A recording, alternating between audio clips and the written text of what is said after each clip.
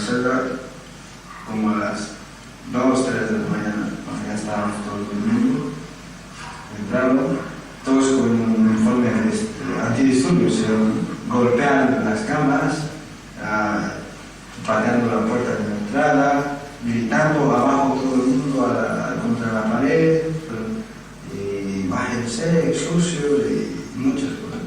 Había un compañero mío que está mal del corazón, estaba apoyado a la ventana porque supongo que faltaba y agarró el policía y bajó la mano con el palo ese que tiene.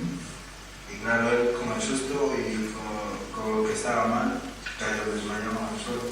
Yo me di la vuelta y le dije si estaba bien, y intentándome ayudar. Y le toqué y no podía respirar, le dimos un poco de algo así. Y ahí hicieron un gesto de risa entre todos. Ah, mira, que el chino se puso malito, a ver si le da respiración boca a boca.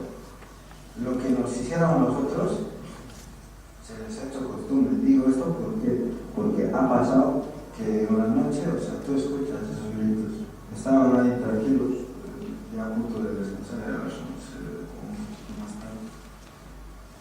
Y se acercó y le pidió que deje de fumar, ¿no?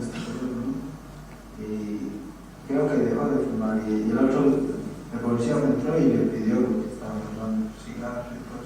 Llamó a sus compañeros, lo que normalmente hacen, entre 3, 4 vienen y lo han cogido palo.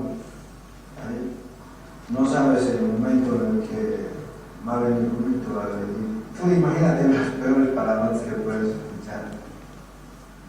No tiene sentido